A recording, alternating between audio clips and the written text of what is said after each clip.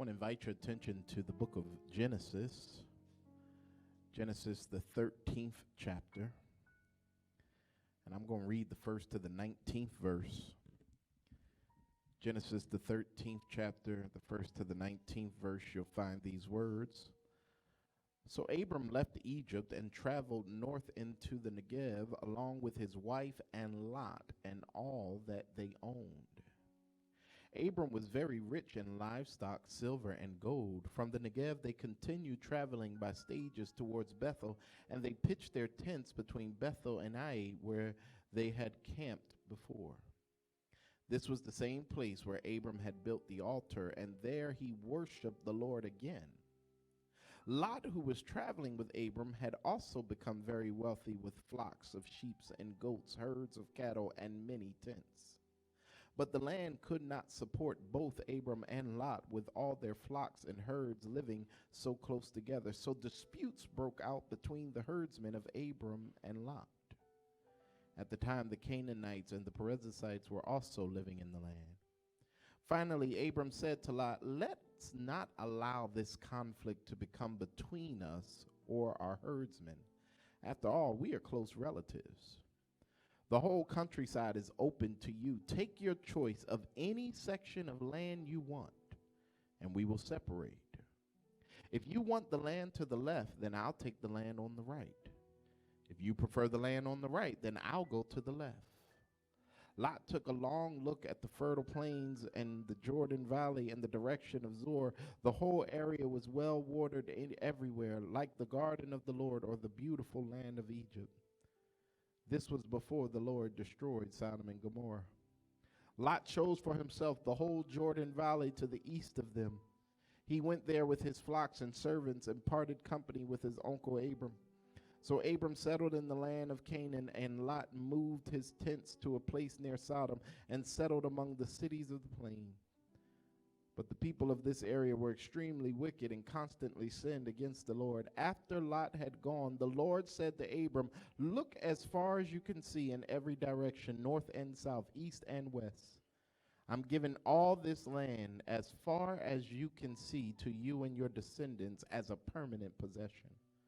And I will give you so many descendants that like the dust of the earth, they cannot be counted. Go and walk through the land in every direction, for I'm giving it to you." So Abram moved his camp to Hebron and settled near the oak grove belonging to Mamre. There he built another altar to the Lord. And on this Mother's Day, I want to preach an interesting sermon. On this Mother's Day, I want to talk from the subject, let's settle it. Let's settle it. Let's settle it. You know, one of the most detrimental things to the community, one of the most detrimental things to a family, one of the most detrimental things to an organization, one of the most detrimental things to a society, one of the most detrimental things to a church, one of the most detrimental things to a relationship is unresolved conflict.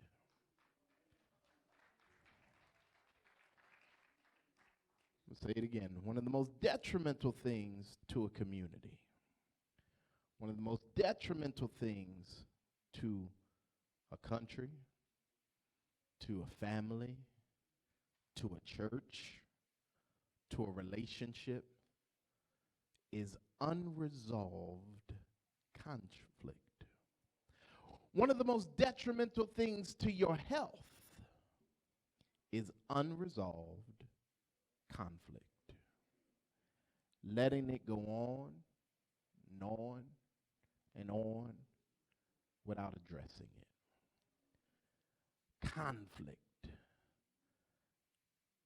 Not allowing it to be dealt with.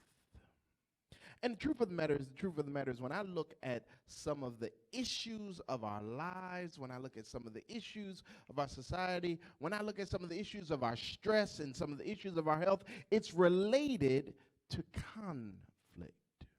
Now, someone may be wondering, Pastor, why would you preach a sermon about conflict on Mother's Day? Because I think one of the things that breaks a mother's heart are children in conflict. You know, I love being an only child because I ain't got to compete with nobody for my mama. The only person I got to compete with is a cat. Every now and then, my mother threatens me and says if I don't do right, she's going to leave everything in the will to the cat. And I have to remind my mother, I will quickly kill a cat.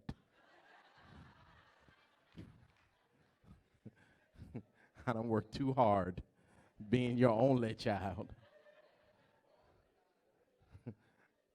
I believe wholeheartedly my mama was pregnant with other kids in there, and I said, no, ain't no room for the rest of y'all. I'm the only one coming out of this.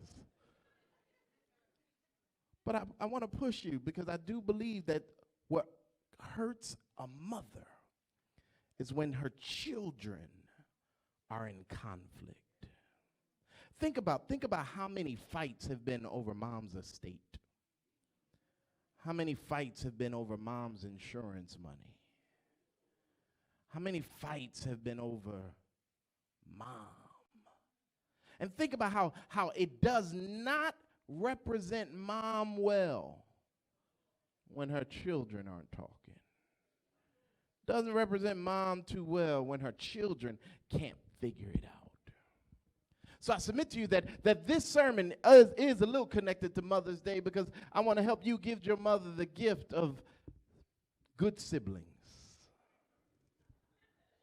But then not only that, even us as a community, if we ever want to honor our ancestors, if we ever want to honor those who came before us, the Bible says, honor thy father and thy mother that your days will be long. It's the first commandment. It's the only commandment with a promise connected to it. There's something that says that if you honor your ancestors, if you honor your parents, if you honor your community, God is pleased. This text is an interesting text. It's between an uncle and a nephew. An uncle and a nephew who have both amassed amount of wealth, they both got some money, they both got some prestige, they've got a lot of cattle, they've got a lot of stuff, and the text says that they're traveling together, they've got their own staff, they got their own people, they got their own community, and the text says that when they settle, the land is unable to support them all. So the text says that the herdsmen begin to start fighting. They begin to start arguing with each other. They begin to start picking on each other. They begin to start messing with each other. The herdsmen, they start having herdsmen on herdsmen crime. They start having herdsmen on herdsmen crime. I promise you that'll make sense in about 30 seconds. They start going at each other. They start fighting each other. And the text says that Abram and Lot have a moment where they come together and they say, hold up now. We better than this. We got a relationship. Let's not let the relationship get jacked up over this stuff. Let's not let this get in between me and you. And Abram does something that blows their mind. They separate, but they do something that blows my mind. Abram says, listen, here's how we're going to do this. Look to the right, look to the left. You pick whatever land you want. Whatever land you pick, I'll go to the opposite land. If you pick the right, I'm going to go to the left. If you pick the left, I'm going to go to the right. It's interesting because when you understand biblical hierarchy, when you understand the context of the time, Abram had every right to say, you go left and I'll go right. Abram had every right to exert his authority in that moment. But he does something real interesting. He says, where you want to go? Wherever you go, I'm going to go the opposite way. I'm not going to let this stop us. Are you with me? And then the text says that when they go their separate ways, God pulls Abram to the side and says, now you look around. All of this is now yours. Because you have pleased me, because I know the will I have for you, because of the way that you have honored me, I'm going to give you more than you could ever imagine. And it's going to be your descendants forever. I'm not just giving it to you. I'm going to bless everybody under you because of the way that you've pleased me. You wondering where am I going? I literally just preached the whole sermon. We could go home and eat our Mother's Day meal now because somebody ought to shout it just off the principles that highlighted in there. The first thing that comes up for me is this. If we're ever going to deal with the conflict, we have to spend time and get to the core of the issue. You know, far too many times we find ourselves dealing with the symptoms of a thing. You see it in marriage all the time. We arguing about me leaving the toilet seat up. When this ain't really about the toilet seat, you've been mad at me for 10 years. The toilet seat just triggers it. Walk in the house, you done left your socks in the middle of the floor again. This ain't about a sock. You've been mad at me ever since 1973. You've been mad at me since the day we said I do because I wore the wrong thing to the wedding. I stayed out too late at the honeymoon, and you still mad at me, but we're going to make it about the toilet seat. At the end of the day, you have to spend time and get, my wife ain't never been mad at me about no toilet seat. I just want y'all to know that. Well, yes, she has. Yes, she has. Yes, she just kind of separated me. I got my own bathroom now. I just saw the way y'all was looking at her over a toilet seat. We got deeper issues than the toilet. But at the end of the day, part of what we need to do is get to the core of the issue, because if we don't deal with the core of the issue, we're never dealing with the issue. You see it in the text. Look in the text. The text says that their issue is connected to a perception that the land cannot control them, that the land cannot sustain them. So because the land cannot sustain them, they begin to start infighting. They begin to have issues. This is really an issue of resource. The herdsman on herdsman crime is really an issue about resources. It's not that the herdsmen are inherently bad. It's not that the herdsmen are worse than other herdsmen in the community. The reason why there's so much herdsman on herdsman crime is because of a lack of a perception that there is a lack of resources. I'm trying not to go there, but I'm about to go there. The reason why there's so much herdsman on herdsman crime is because there is a perception of a lack of resources. And whenever you see a perception of a lack of resources, people begin to build a hierarchy so that they can give out the resources the way that they want to give out the resources. In other words, they build a system where that system says that because I'm better than you, or because I'm lighter than you, or because I'm richer than you, or because my skin is not as melanin as yours, it means that I have access to the system. I have access to the stuff before you do. So then this system creates a way where people think that they don't have access to resources, so they start fighting each other, and then the system will call it herdsman on herdsman crime, when it's really the fact that you created a system that makes us think that we don't have resources. Oh, go on and get in trouble. Ain't no such thing as black on black crime. The issue is you've created a system that makes me think that there aren't resources available to me because oppressors have created a system that makes it seem like I can't have the same access as you, and I can't have the same, we're not equal, we don't have the same benefits, we don't have the same opportunities. So it comes out in my stress, it comes out in the way where I'm challenging my brother, where I'm fighting my brother, where I'm murdering my friends, where I'm murdering my community. Why? You limited me to that community anyway, and that community is all fighting over the limited systems that you, over the limited stuff and the limited resources that you have not poured into that community, and then you taglined it black on black crime, when really all it is the response to oppression.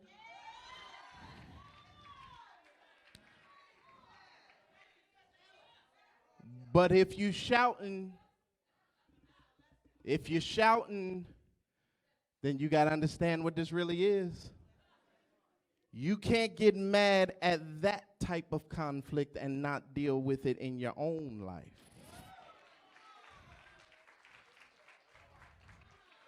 You can't argue that racial oppression, that racial conflict is an issue, but yet you're dealing with the same conflicts in your life.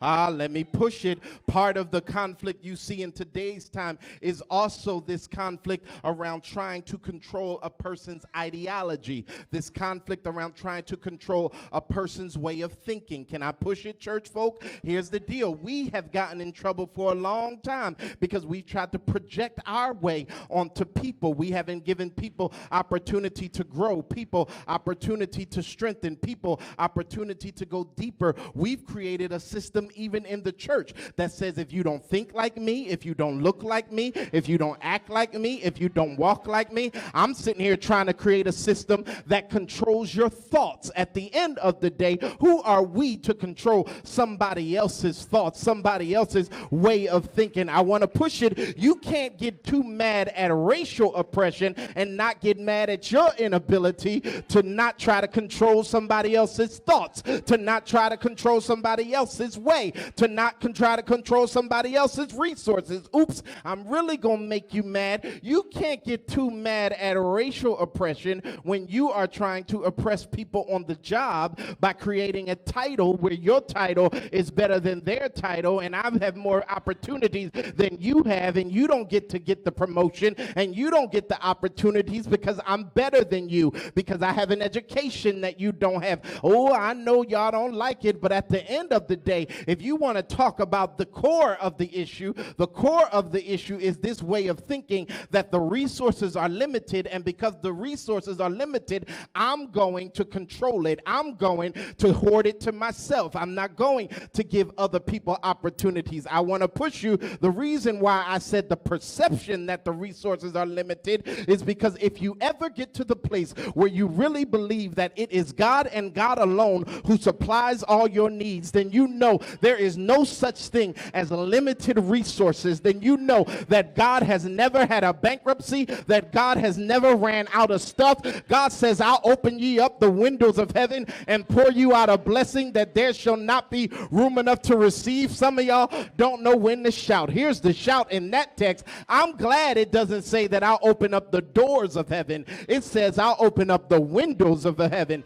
Every building I've ever seen has more windows than it does doors, which means God's able to pour out blessings more than you could ever imagine. God's able to throw it out the window for you. But before you get too hot, before you get too mad, you got to understand that in order for you to get the blessings of God, you have to live in a way that's pleasing to God. And what is not pleasing to God is creating a system where you hoard stuff to yourself, where you keep it to yourself, where you try to control people's mind, where you try to control people's way of thinking, where you try to control what people do. At the end of the day, we can get to the issue when we realize that at the core of the issue is our need to control people and things. Get to the core of the conflict. But then not only that, if we ever going to deal with the conflict, we have to understand that deference is not always defeat.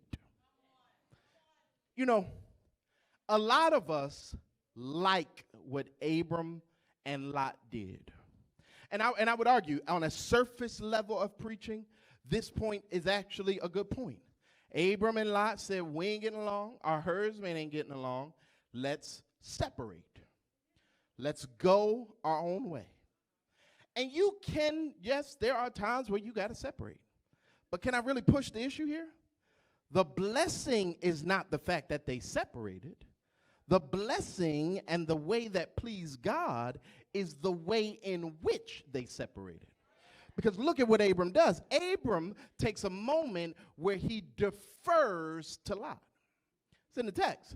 Abram, who is wiser, older, spend more time with God, has more resources, and has the authority by definition of the family.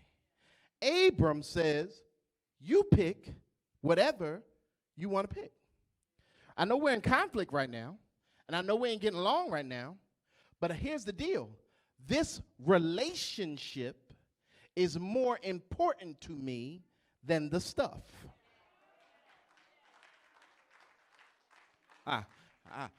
Since the relationship is more important to me than the stuff, ain't no need to fight over the stuff. You take whatever stuff you want, and I'll take what's left. You missed it. We don't have to fight over the insurance policy because the relationship of my sibling is more important than the insurance policy. We don't have to fight over who gets the house because the relationship of you being my brother, you being my sister, is more important to me. We don't have to fight over the job because the job is not what supplies my needs anyway. So what we ought to do is have more capital on the relationship than we do the stuff. But can I really push it? Because for some of us, the issue is not the stuff. The issue is your need to be right.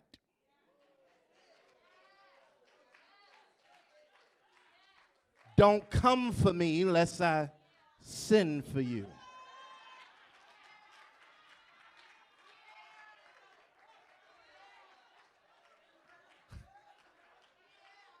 It's a matter of principle.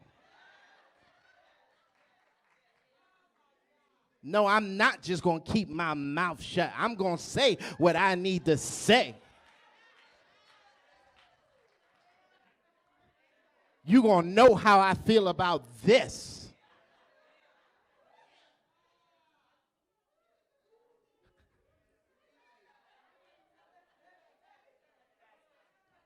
Maybe it's time to defer. Maybe you ought to realize that the relationship is more important than even being right.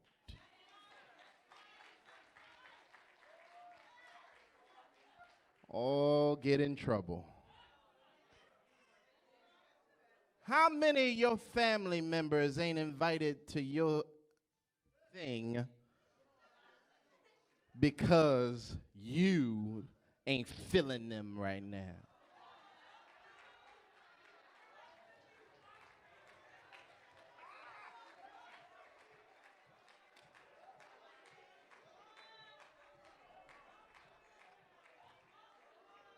How many church folk did you walk past today because they pissed you off back in 1983?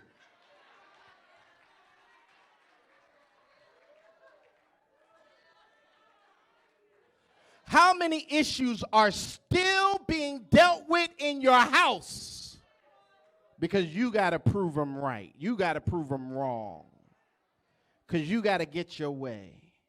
Because I ain't no punk. You ain't going to talk to me like that. I ain't getting taken advantage of. You know, don't try to play me.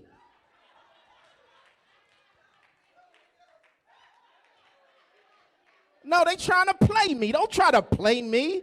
I ain't somebody to play with. You better play with your children.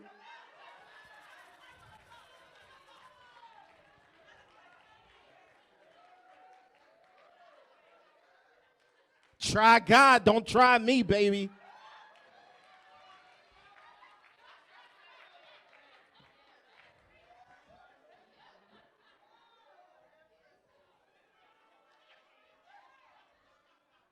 Is it so important to you that you be right? That you kill the relationship? Is it so important to you that you get their whole life together? That you kill the relationship? Because can I push it? Can I really get you mad? Can I really piss you off? At the end of the day, can I tell you what God never cares about? God never cares about the stuff. At the end of the day, can I tell you what God never cares about?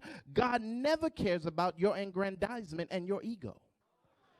But can I tell you what God is holding you accountable for?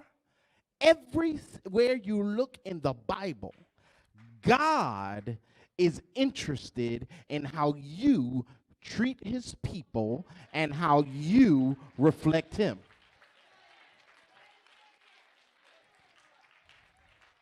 I'm going to say it again. Everywhere in the Bible, God is interested in how you treat his people and how you reflect him.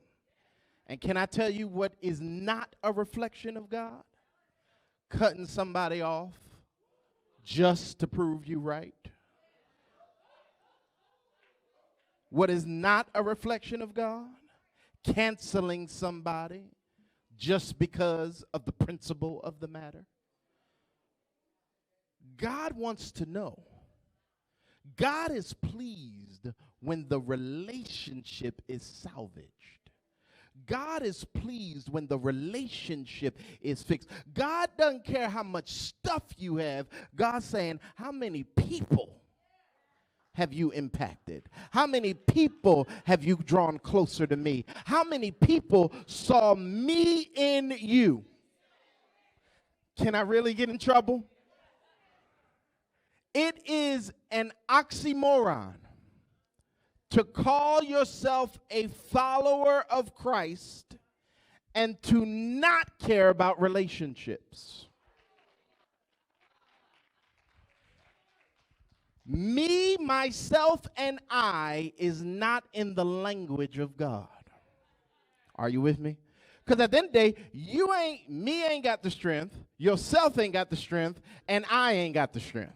Which means you ain't got what it takes to be who God has called you to be. Which means at the end of the day, what God says is, invite me into every aspect of your life. Invite me into the good. Invite me into the bad. Invite me into where you're strong. Invite me into where you're weak. Invite me into even this issue. Invite me to give you wisdom on how to deal with this conflict. Invite me to give you wisdom on how to deal with this issue. Invite me to give you wisdom on how to talk to somebody you ain't talking to. Invite me to give you wisdom. And if you ever want a litmus test, ask yourself this: with all of the times that I have done God wrong, would I appreciate if he treated me the way I'm treating this person? I'm going to say it again. The litmus test for you is ask yourself, think about whatever relationship, whoever you got an issue with, ask yourself, all of the times that I've done God wrong, would I appreciate if God responded to me the way I'm responding to Uncle Rufus, the way I'm responding to my sister, the way I'm responding to my cousin, the way I'm responding to my auntie, the way I'm responding to my friend? Would God be pleased, or would God respond? If God responded to me that way, would I be all right with it? Can I tell you where this sermon came from? I'm going to tell you where this sermon came from. I had a moment this weekend, or this past week, where I was at an event and I was forced to see someone that I had not seen in years. I had not seen him in years. And the last time I saw him, we had a major fallout. Major fallout. And people would sometimes ask me, because they knew how close I was, they would ask me, how is so-and-so? And I would say, I don't know. I ain't talked to so-and-so in such and such years. And truth of the matter is, if I saw so-and-so today, I'm not sure what I would do to so-and-so. I'm not sure how I would respond to so-and-so. And I got to be honest, for at least the last 10 years, I've been ready to cuss so-and-so all the way out. LJ, I ain't lying. I've been practicing the cuss out for the last 10 years. I knew which one I was going to start on, and I knew which one I was going to end on. And I was ready that if so-and-so ain't like what I said, I could follow up what I said and make you feel what I said. I was ready.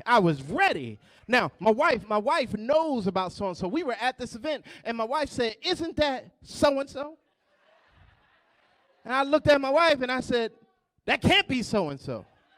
And you know why I said it can't be so-and-so? It's because everything I felt was not there in the moment. The cuss out that I've been practicing for 10 years wasn't there anymore. The anger that I've been holding in for 10 years wasn't there anymore. The stuff I was holding for 10 years wasn't there anymore. And you know what blew my mind? I had a 10-minute conversation with so-and-so where I checked on their kids. I asked how they doing. They asked me how I was doing. They told me they've been watching me on church. They told me they've been proud of me. And I left there saying there absolutely is a God somewhere, because if this was left up to me and so-and-so would have been rolling around on that floor.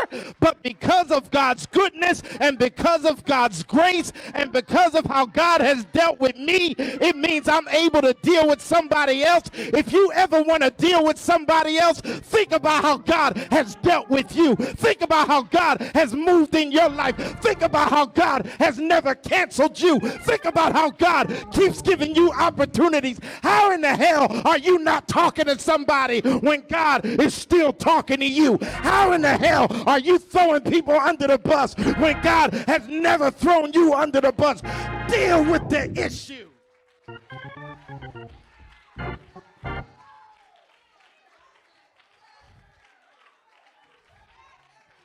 If you're going to deal with the conflict, you got to get to the core.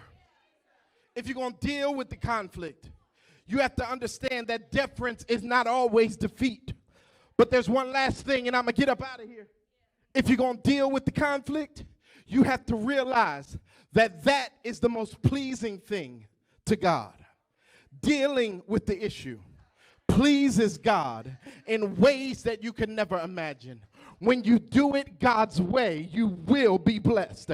It's in the text. The text says that when Abram chose the relationship over being right, when Abram chose the relationship over the stuff, when Abram chose to salvage the relationship, God said, that is what I'm pleased with. And because you did it my way, look around.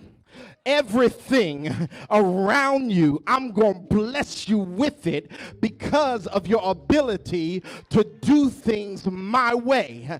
You thought that you were giving up something when you deferred to him, but you weren't really giving up anything. You were gaining something. You thought that you were going to give up the opportunity when you deferred to the person you're in conflict with, but what you really did was gain brand new opportunities. Well, I don't know who I'm talking to, but all I'm trying to tell you is that if you ever deal with the issues and deal with the stuff the way that God wants you to deal with it, where you get to the core of the issue, where you allow the relationship to be more important than the stuff and the relationship to be more important than being right, that's where you will see God open the windows of heaven. That's where you will see God bless you with brand new opportunities. It's in the text. God says to Abram, all of this will be yours. And not only will all of this be yours, but because of your obedience and because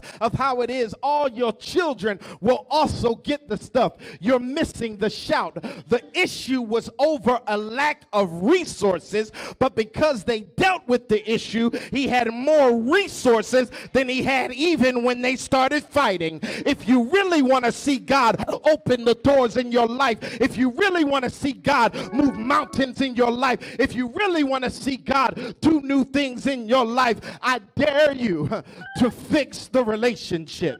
I dare you to make it work. Well, I know what the problem is. Somebody is waiting for me to get to the cross.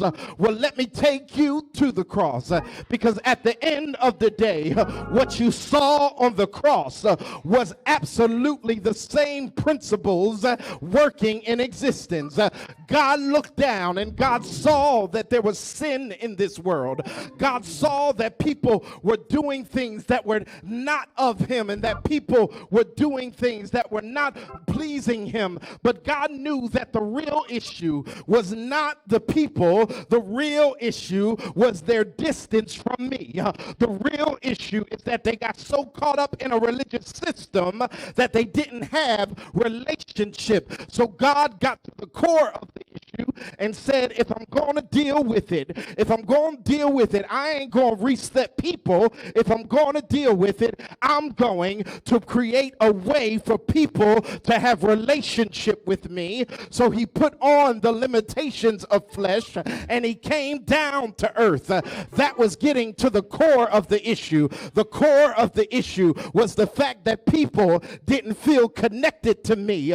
So he put on flesh and he came in the form of Jesus and was tempted by everything that you could be tempted by, to say that if you just have right relationship with me, everything would be all right. But then not only did he get to the core of the issue, he also deferred. How do I mean he deferred? The Bible says that when sin entered the world, God said that the wages of sin is death. But here's where I'm going to defer. I ain't going to take you out the way I said I would. I ain't going to make you die in your issue the way I said I would. I ain't going to make you go down the way I said I would. I'm going to give you an opportunity to get right with me. I'm going to give you an opportunity to choose me to be Lord over your life. God made a decision to give himself to you so that you can choose him. If he just wanted to be right, he'd have dropped you in your sin. If he just wanted to be right, he would have canceled out your access to him.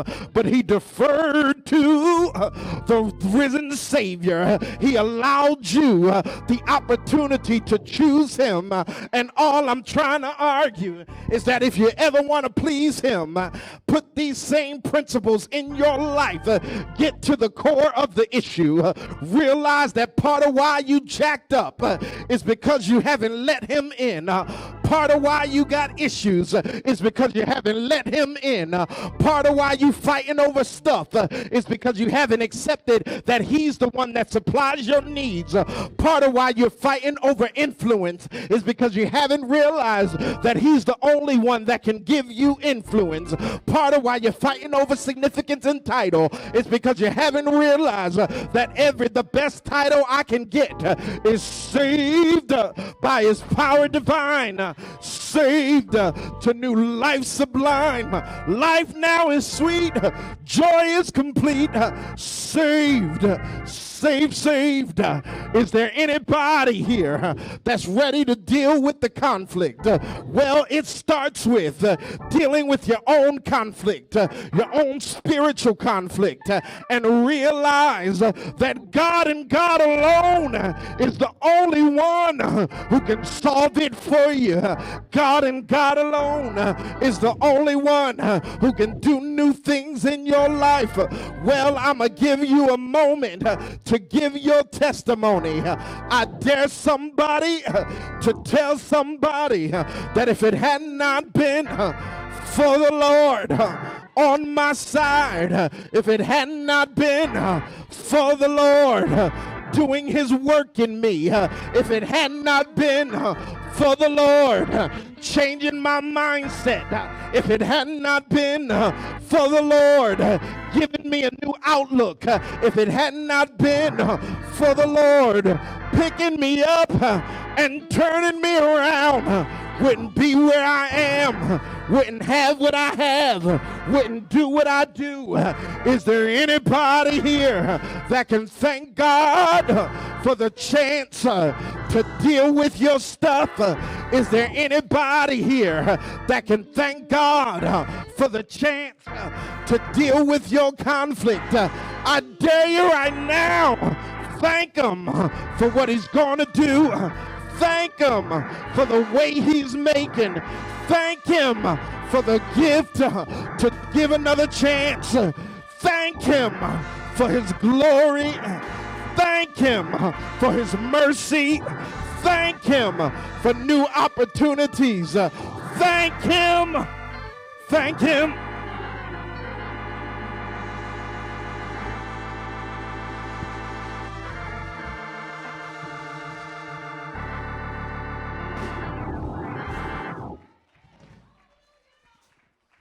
We got to deal with it.